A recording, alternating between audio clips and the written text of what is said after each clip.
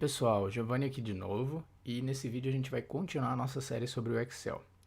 No último vídeo, a gente ensinou como colocar essas funções, né, funções matemáticas no geral dentro do Excel, utilizando nomes que a gente determina, né, e fazer com que elas funcionem igual às funções que já estão inscritas dentro do Excel, função seno, função exponencial, como eu mostro aqui.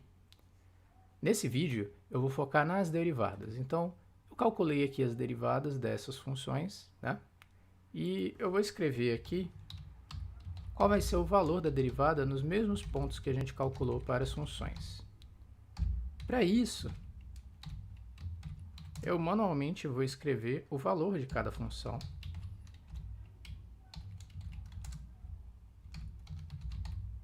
Vocês podem ver aqui que é o mesmo processo que eu fiz no vídeo anterior, que seria o que a gente faria normalmente, né? Mas agora eu quero escrever essas derivadas só que dentro do VBA.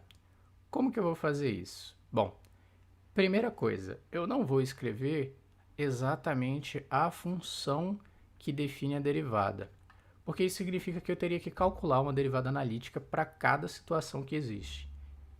Em vez disso, eu vou utilizar a definição da derivada e aproximar ela de forma numérica. Então, o que seria isso?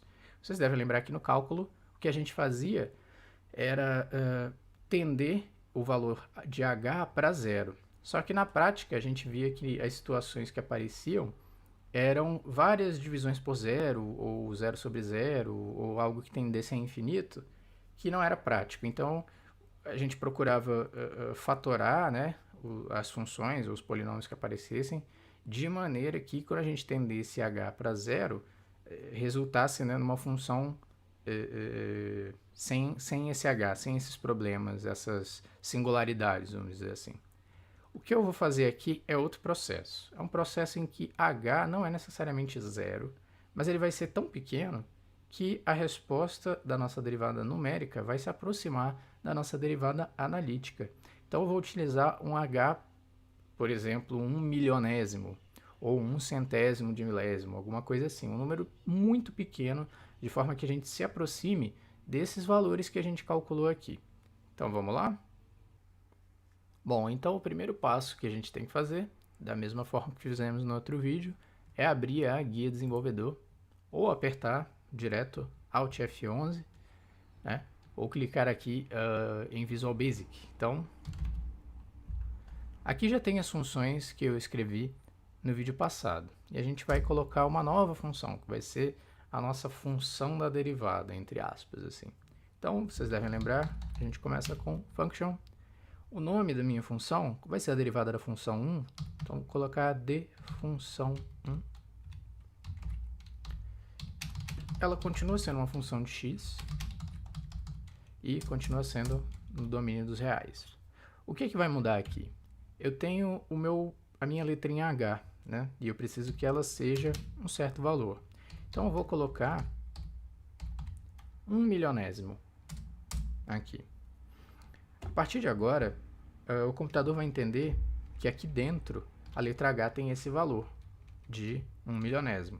Então, tudo que eu escrever abaixo da letra h e eu utilizar a letra h, ele vai entender h como esse número, beleza?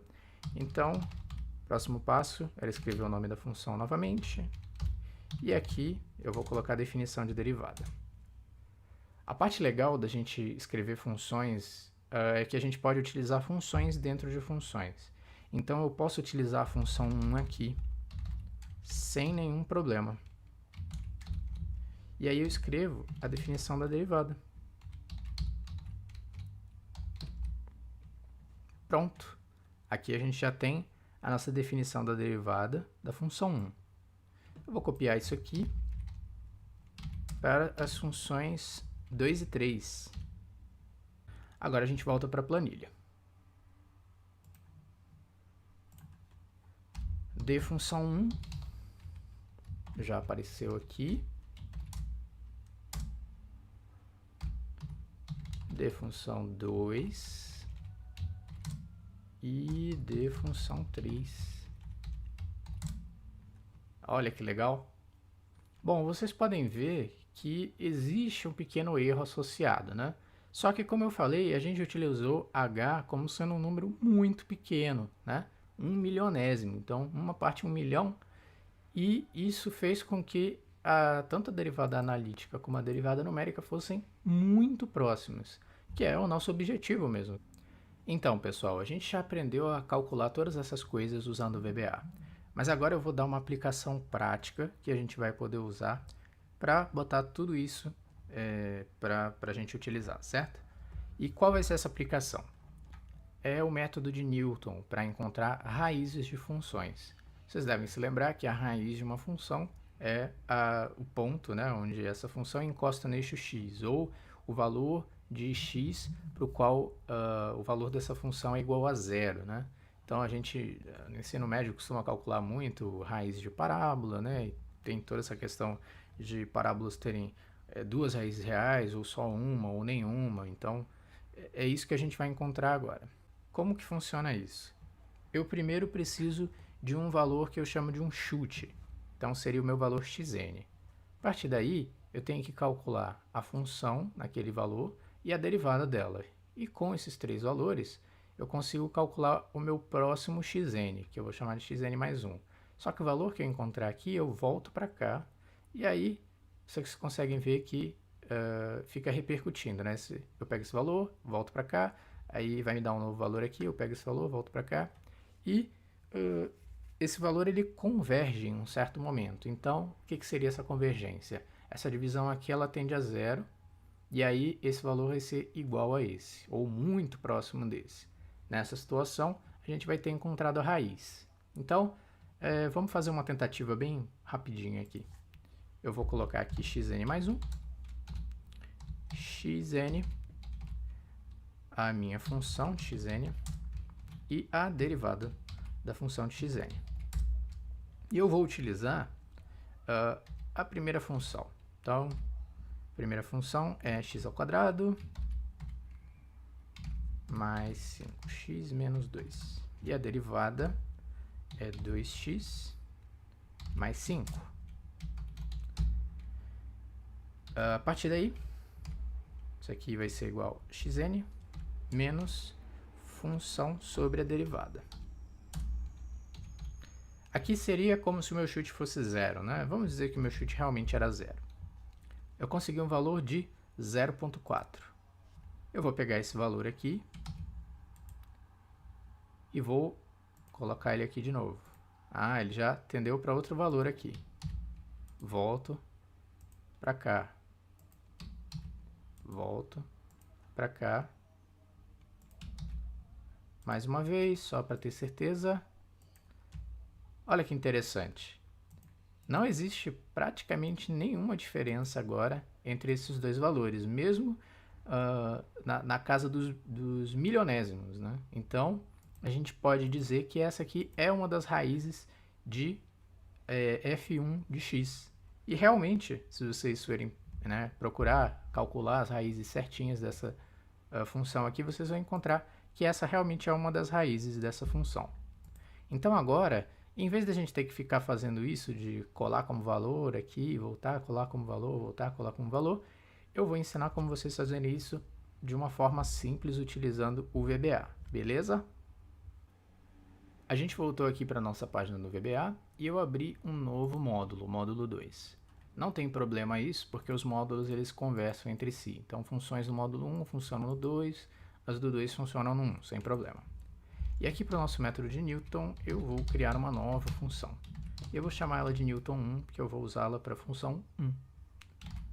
A minha variável ainda vai ser x, só que dessa vez x vai ser o nosso chute. E aí começam algumas questões da parte de programação aqui. A gente precisa de um critério de parada, então o computador precisa entender a hora que ele tem que parar de repetir o cálculo. Qual vai ser o meu critério de parada? Eu acho que se a diferença entre xn mais 1 e xn for menor do que 1 milionésimo, já é um bom critério de parada. Então, vou salvar 1 milionésimo na variável h. A partir daí, eu preciso calcular a primeira iteração. Então eu vou chamar o xn mais 1 lá de x2 e escrever o método. Né? Aqui é o meu chute, função calculada sobre o chute e a derivada calculada sobre o chute. Muito bem. Vocês podem ver que se eu só fizer isso aqui, já que o programa executa tudo em linhas, ele só vai fazer isso aqui uma vez. Ele não vai ligar para o critério de parada. Tá? Ele vai executar essa linha uma vez e vai falar que o valor vai ser essa única iteração. E a gente sabe que isso não é verdade. Então a gente precisa de uma forma que o programa repita esse cálculo várias vezes até atingir o meu critério de parada. Como que eu vou fazer isso? Eu vou usar um laço, ou um loop. E o loop que eu vou usar é o loop do while. O loop do while, ele executa o que está dentro dele enquanto algum critério não for atingido. Certo? Qual vai ser o meu critério? Vai ser a diferença entre o xn mais 1 e o xn. Essa diferença, enquanto ela for maior do que 1 milionésimo, ele vai executar. Para fechar o meu loop, eu escrevo a palavra loop. E agora, tudo que eu escrever aqui dentro desse espaço, ele vai repetir, enquanto esse critério aqui não for atingido.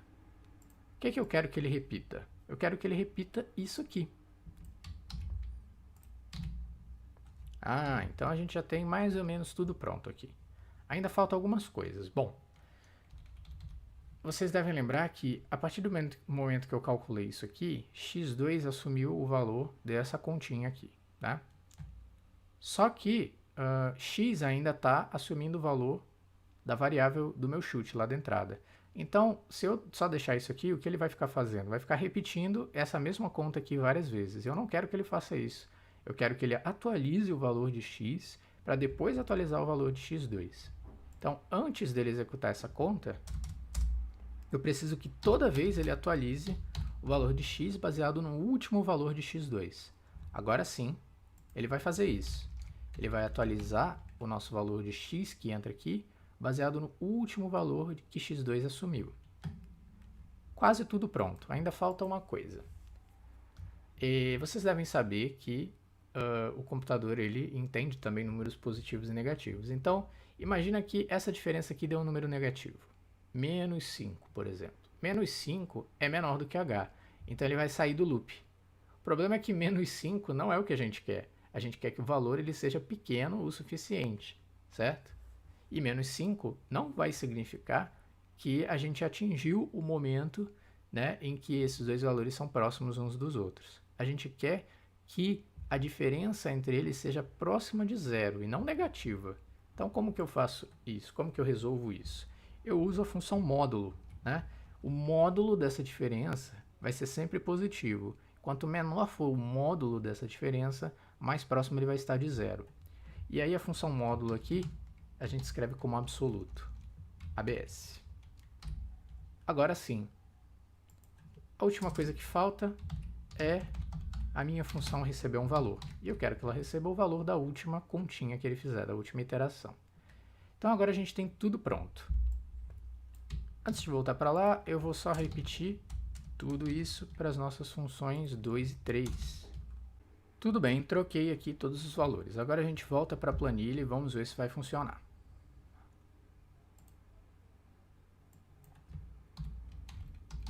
Beleza, vamos começar com a função 1. A gente usou o chute 0 aqui, lembram? Se eu chutar 0, olha que legal, ele já convergiu para o valor certo. Mas e aí? A gente sabe que as parábolas elas podem ter duas raízes. Essa aqui pode não ser a única, então eu vou chutar um outro número qualquer aqui. Dessa vez um número negativo, menos 100. Olha só. Agora a gente tem as duas raízes dessa função aqui, porque essa função, essa parábola, ela tem duas raízes. Uma delas negativa, menos 5,37, e a outra positiva, 0,37. Agora a gente faz isso para as outras duas, né? Newton 2. A gente tinha chutado... vamos chutar um número aqui, 5. Deu menos 2, 10 a menos 23. Então, eu sou tentado a imaginar que, na verdade, a raiz dessa função aqui é igual a zero. E Newton 3? Newton 3 de 10. Mesma coisa, né? A gente acabou com dois números muito pequenos que, na prática, né, devem ser iguais a zero. Na verdade, se vocês forem olhar em qualquer site aí que dê as raízes, né, analíticas das funções, vocês vão ver que realmente essa função e essa função, elas só cruzam o eixo x no zero. A função seno x mais x, ela parece uma reta, só que com várias ondulações, e ela passa exatamente pelo zero, pela origem. E essa função aqui também vai passar pela origem, então a única raiz que essas funções têm é igual a zero. E a gente consegue ver que o método chegou bem próximo de zero, né? Deu valores bem pequenos mesmo. E é isso aí, gente. Chegamos no final de mais um vídeo. Eu agradeço por vocês terem ficado até aqui. Peço que vocês possam estar se inscrevendo, ativando as notificações, compartilhando os vídeos com os amigos de vocês, com os grupos da faculdade, para quem puder interessar esse assunto.